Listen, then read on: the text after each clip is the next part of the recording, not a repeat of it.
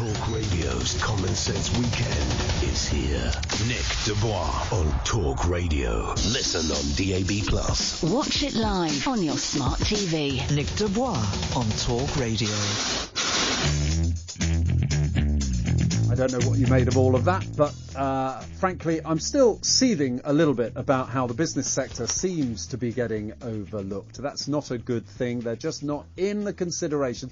When I say business sector, by the way, that isn't big business. We're talking about those things you and I use every day. A lot of the small businesses. Go out and support them if you can. But we are going to do our bit for hospitality here, because joining me now is Christopher Cooper, wine presenter and director of Drinkonomics Productions, who has come in.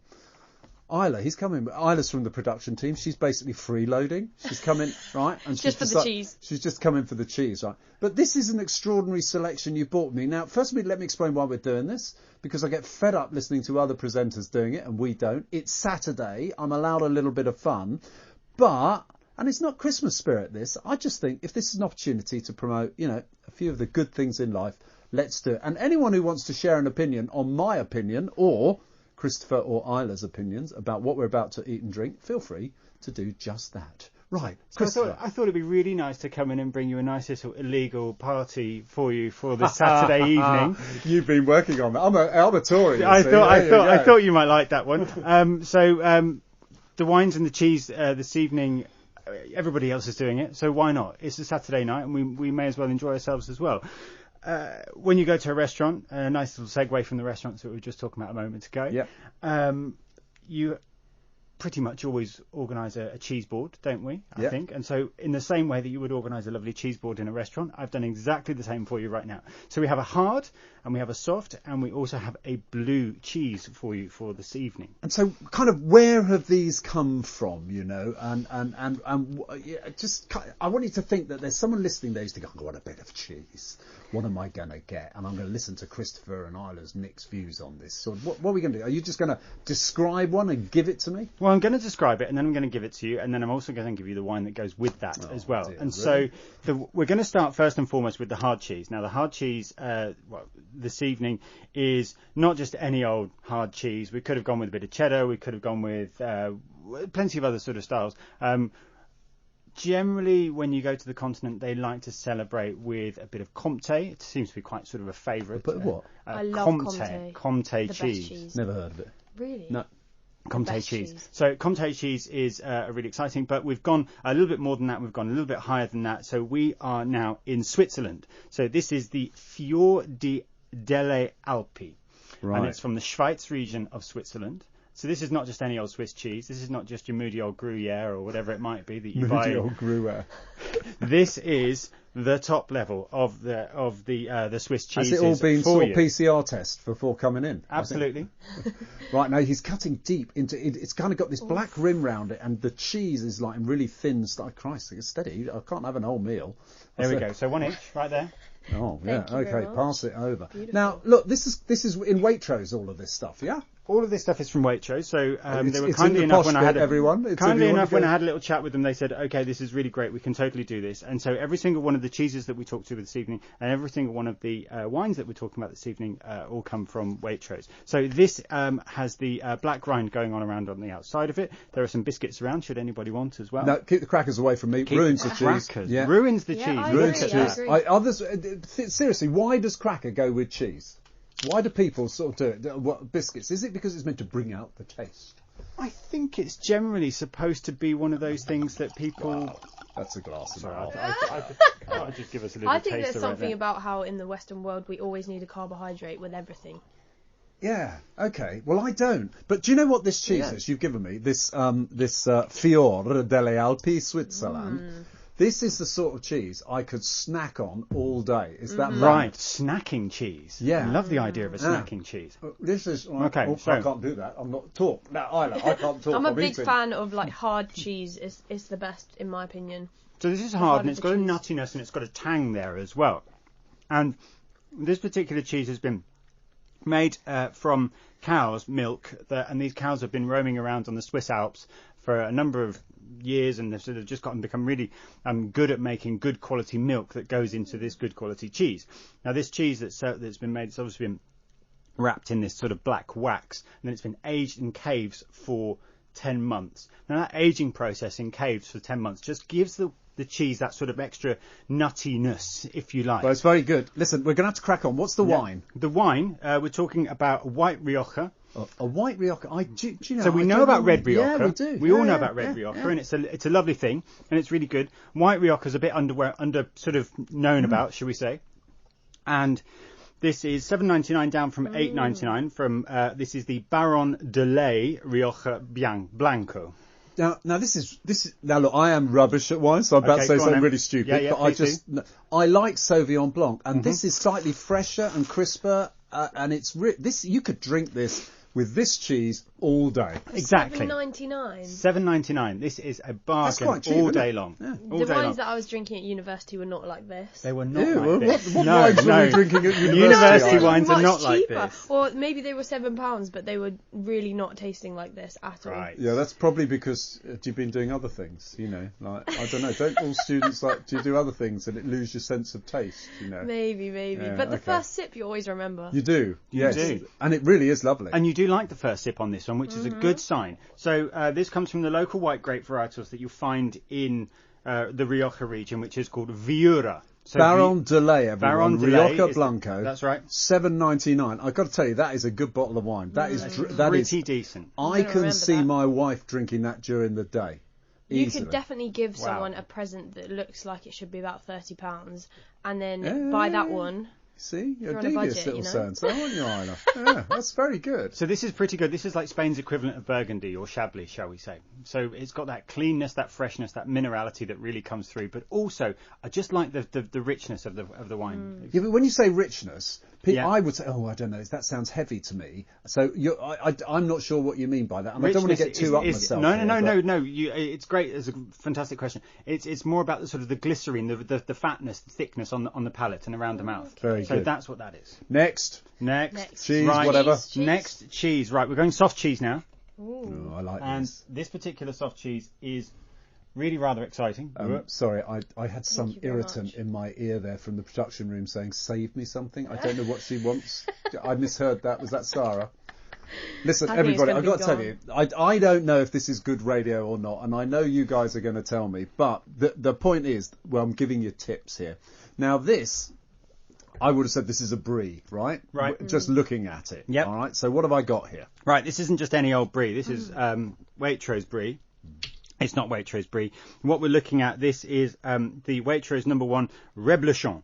And Reblochon is a particular region or a particular AOP Savoie. in the Savoie region. Right, okay. That's correct. You know, So- Brexiteers are not going to like this because you it's know French. who was president of the Savoie? Yes, Michel Barnier was from the Savoie. that's correct. We can't hold that against him. No, he's actually a very nice bloke. Well, there you go. And the Reblochon is actually a very nice cheese. So this particular cheese is soft and gooey on the inside, and it's got a slightly sort of harder, crusty exterior, shall we say, possibly much like the gentleman himself as well. Yeah, he is a bit crusty. He wants to be president of France now, so I'm going to grovel a bit. So, Michel, you're all right, especially your cheese is not bad. Now, again, that is a cheese I would expect to eat after a meal. Yeah. Well, the French, actually, they eat the cheese early on, don't they? Oh, yes, let me... you see, we need planning here. I'm going to have to pour this one away, sadly. And you can give me the next wine. So the wine to go with the Reblochon is a white wine, a little bit more expensive. So we're moving up in price ranges. So this is a white wine from Burgundy called Pouilly Vinzel. I need a little bit more of that Savoie cheese because I've eaten it. Yeah, go for it. Yeah, just cut a big lot off. Oh. So this is Pouilly The Vinzel. staff have bought some other glasses in. More That's rather glasses. helpful. Is there more people coming? No, that's for us. Right, yes. So this is Pouilly Vinzel, and this comes from the Burgundy region, and this is £22.99 for a bottle. So when you were talking about those, this is something that's a little bit more pricey. This is exactly that. Pouilly Vinzel is a really great wine region of Burgundy. It comes from the Macon region of Burgundy. This is the legend that is Joseph Drouin, and this is his 100% Chardonnay, as you would always find in Burgundy. And it spent a bit of time in a barrel, but not too much. So the barrel just gives it a bit more nuttiness and a bit more richness, and it gives it creaminess. You've described it perfectly. So if anyone's listening, you're great for radio to describe wines, but I'm going to tell you I don't like this. Now that is because I don't like Chardonnays generally. And I was doing my, that little bit. Sniffy, looking at the slurpy, legs yeah. on it and all of that. Yep. But I thought, it doesn't look like a Chardonnay. It's not that yellowy sort of bit you get with a lot of New Zealand Chardonnays. No. And I thought, I'm going to like this, but I didn't. No, I would go back to my $7.99 straight away. Too. Isn't that interesting? So you've actually, you're better now. You're not like the student. You're going up. You're learning refinement and taste now. What? No, I prefer the $7.99. Yes, I know. You agree with me. Oh, I see. Money of course. isn't everything. No, money it's all isn't about everything. status No, and agreeing with Nick Dubois. It's about what you feel and what you like, ultimately. Yeah. One doesn't need to have to spend too much money to be able to find something that they like. And if you like the Baron Delle and you like the white Rioja sort of styles, then go get cracking, get stuck into it as much as possible. But the Puy Vinzel is a different sort of style, and I would say it definitely works well with this particular cheese because it's creamy, and this particular wine has that sort of nuttiness that goes with it. I've got to tell you this. I've just seen a message in from a first-time listener, and you're very welcome. I don't have your name, but you just said, first-time listener, really not liking this. And I thought, blimey, we're about to get slagged off for doing the cheese and wine bit. And but it turns out to be this attitude by the government, who seem to have one rule for, and then I think one rule for them and one for us. Well, you have been listening to the right programme, because I can tell you I don't like that either. But I hope that you like what we're doing now for the first time, because it's the first time we've done it. So, marks up for the cheese. Fantastic. Really enjoyed that. That was lovely. But tell me, you've come in here and you've balanced cheeses with wines. Yes. Truthfully, if at the risk of me not trying to destroy the message you're giving, it's what I like that really matters most. It's always about what you like. So if I like my Savoy cheese and with that wine, it shouldn't trouble me at all, should it? No. I mean, I've just come in with a and I have done all the cheese tastings and I've done all the wine tastings, and so I have the back catalogue of all the flavour profiles in my head. Yeah. And a bit like a chef will create a dish. Yeah. And put all the great flavours together and ingredients together, I've done the same. And so having chosen and tasted all of these amazing cheeses and chosen wines that particularly have a balance and flavour that works really, really well. But if you turn around to me and say, I like this wine and I like this cheese, that's your taste. That's what you like. And that's why wine tasting is so important and so personal. It's really exciting. We're going to go to the break in a minute, and I want you to stay if you don't mind. I will. But I've got one more for you. I know. That's why I'm asking you to stay. but I went to a restaurant with my wife, and it was a few years ago, and we went into this restaurant, and it was a bit. When I went in there, I thought, they're going to be a little bit up themselves in here, and it was. I've no idea where it was, and I wouldn't name it. And basically, my wife ordered a fish starter and a fish main course. Right. And he turned around to her and he sort of said, Madam is happy with fish for her starter and fish for a main course, isn't she? And I thought, you cheeky little...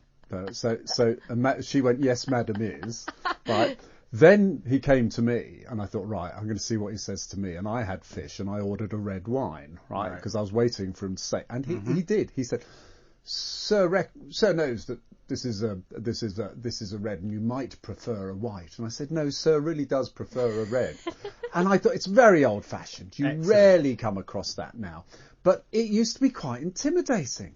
I used to think... Sommeliers can be quite intimidating. Waiters can be quite intimidating. Also, there's the whole etiquette about not cutting the nose off the cheese. Have you heard about that? No. Yeah, I've heard it's really rude. Oh, is that when you cut the front instead of the side? front nose instead of a slanted way. There are certain ways of cutting cheese. There's an etiquette towards. And why is that? Jeez. Is that an etiquette, or it's practically a good thing to do? It's practically a good thing because it gives everybody an equal share of the rind and the insides and everything else as well. Is that why? Yes. Wow. Very good. Right, we shall think that one through. 03. I'm trying to get the phone up. I've forgotten already. 0344 499 1000. If you think this is a really good idea for me to sit down and taste wines and give you the names of the best, let me know. If you don't like the idea, just carry on doing something else. We'll be back to do more of this after the break. Talk Radio. Unbelievably realistic. The home of common sense. Measured, mean, Machiavellian. Listen on DAB+. Watch it live on your smart TV. Talk Radio. They can take away your opinion. They can't take away your freedom of speech. 100% more beat. Smart people, smart thinking. We say what you think. Talk Radio, the home of common sense.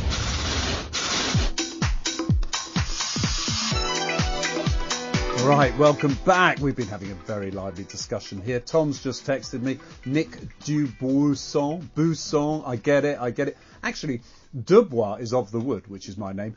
Dubois, that's a whacking slice of cheese. Dubois, I think it would be some drink in some versions. But anyway, that's good enough for me. Now, look, you just handed me grapes, right? That's is right. This like some greeny veggie I must have vitamin C? Or is there a purpose to grapes with cheese? There is a purpose to grapes or any kind of fruit with cheese, and it depends on the. Quite often, you'll find on a cheese board you'll find apple on there, Yeah. And often the apple acts as an acidity, a cut, a freshness, just to freshen the palate before we have another one. And that's exactly what grapes do as well, because grapes have got a certain amount of acidity, and it's the acidity that creates the acidity in the wines that we're tasting right now as well.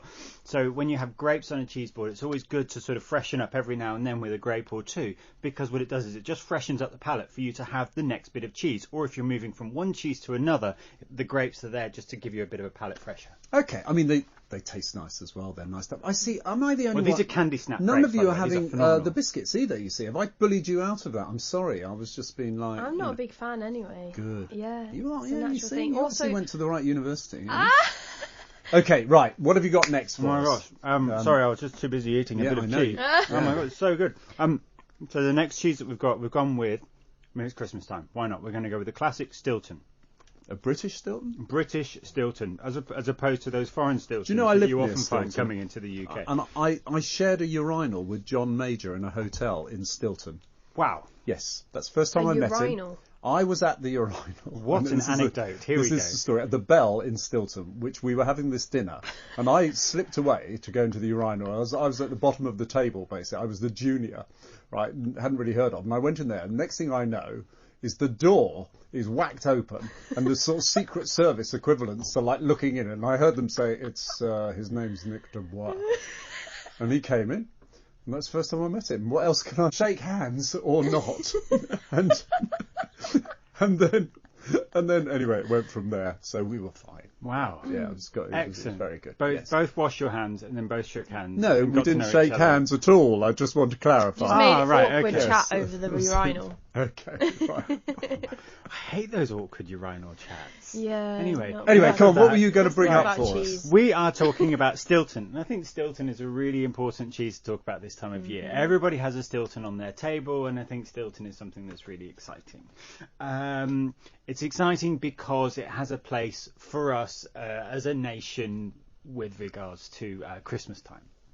And pretty much everybody has a bit of Stilton on the go at some point, which is great. So if you're having a bit of Stilton on your Christmas list and you're having it over the Christmas period, this is something that you should be trying to go with it. It is beautiful. So ordinarily we would normally have a glass of port with our Stilton, Yeah, right? don't drink that anymore. Don't drink that anymore. Is it a bit too heavy for you? No, I drank too much as a student, and never really. Well, there As we a go. student, you As were a drinking student, port. You were drinking port. Is that not normal? I was drinking £7 wines. Well, in those days, it was like we used to have dinner parties and things like that. Actually, to be enough, fair, I okay. did have a port party at my university. Oh, there you There go. we go. It was Wow, just- okay. Yeah, I there we definitely go. went to Whoa. a different level. So, in order to sort of try and marry up the sort of portiness to go with this particular cheese, I have brought you a red wine from the Douro Valley as well. Now, the Douro Valley is where port is made in Portugal. So this is, rather than being a port wine, this is a red wine from that same region. This is the Altano Douro, and this is also an organic wine as well. You know what I love? I love blue cheese, and I think I really do judge someone if I see a mild cheese in their fridge. You know, if you see a mild cheddar in their fridge, I'm thinking, but why? What is the point? There is no taste to that. And we will now wait for that. Before we sample this, I am going to take a call. Dave, hello. Hi. Dave, have you come in to judge the wines, or would you want to talk about Boris? Hello, sir. Yeah, I think you guys have got the best boss in the world because you, Kevin O'Sullivan, Mike Graham, all you need to do is drink and eat. And I think you guys should give your bosses a present for letting them do that. We'll pass him. Dave. We'll pass him a bottle of wine. I think that's the least we can do, eh? Here's one to the boss. It's great though to have a boss like that. There isn't many of them around, so you look after him or her or whoever it is. I think they'll clip that and put that out in social media in praise of the boss. Yeah. Did you really ring to praise our boss, Dave, or is there anything else you'd like to talk about? No. quickly, that Dr. Lloyd, I mean, the man's deranged, and there's no point in talking to people like that because they're not worth it. But when it comes to politicians, Johnson's got to go, the whole cabinet's got to go, let the backbenchers take over. As for Labour, the only way to get Labour to listen to what the public want is for everyone stop subscribing to them and stop giving money from the unions to them and drain them of their money and give them what they deserve. But at the end of the day, the only way these lockdowns are going to stop is when every time there's a lockdown, politicians do not get paid. Because while they're locked down, they still get paid, sir, don't they? Well, and isn't part of the problem, many of the advisors who are giving the politicians advice, they're not in the real world in the sense that they're going to get paid come what may. And there's a lot of people now in hospitality and other areas that are not going to get paid. The idea of not paying politicians now, I think that's an interesting one, although that could backfire in other instances. Dave, I love the call. Thank you very much for joining us and interrupting, but well argued during our little wine session. Now, we are beginning to run out of time, so shall we get straight to the red? Are we going to pass judgment on this? Let's pass judgment on this particular red. This is an Altano Organic Duro red, so it's $8.99 from Waitrose. You see, I was going to say don't tell me the price until I drunk it, but there you go. All right, let's have a quick sip. Keep talking. But like we found out earlier, it doesn't need to be really expensive to be enjoyable. Now, when you talk about this particular cheese, this particular wine, they work together really, really well. That was superb. Do we like that? That is very nice. I would say I prefer the Baron Delle though. That's definitely. Oh no, the winner. If this wasn't a competition, in fairness, this wasn't a competition, but this was the Baron Delle Rioja Blanco. Delle is the one. $7.99. Look at That's that. the winner. That's a find as well. Now listen, guys, it's been fantastic. Stay where you are because we're going to talk to obviously the one and only Daryl Morris, who will be taking over from 10, and I just want him to know what we've been doing. Have a drink whilst you're listening to Daryl. Daryl, how are you, old chap? Hello, good evening. I've been listening, and drinking port as a student is about the most Tory MP thing I've ever heard in my life. I know. There you go. So, also, by the way, can I also say, Kevin, and this guy, the guy that called just there is right. Kevin O'Sullivan does this on a Friday night. You've now started to do this. This is the start of my work day. And I've got to put up with listening to you drinking wine and eating cheese. Well, insufferable. The difference with them, we've got a real expert in here doing it with us. But anyway, what have you got coming up? Lots coming up on the way between now and 1. We're going to talk a little bit about Omicron, of course. We'll get the latest on some of the developments over the course of the weekend. We're also going to talk about the really troubling news out of the Met Police investigation this last day or so about the death of those 4 boys at the hands of Stephen Port, who was found guilty of murdering them, but huge failings in the police force that lead to some accusations of homophobia. The brilliant Peter Tatchell joins us on that before 11 tonight. And after 11, we're going to head to America to get the latest on the Ghislaine Maxwell case, and we're going to talk about the metaverse, everything that you wanted to know about this new frontier in technology that will literally change the way we live our lives. And I shall be listening to learn. That's Daryl Morris, of course, coming up at the top of the hour. It just remains for me to say thank you, Christopher Cooper, wine presenter and director of Drinkonomics Productions. Isla, you're normally behind the glass. Fantastic to have you here, of course, as well. And Sarah. And let's do it all again tomorrow night from 8.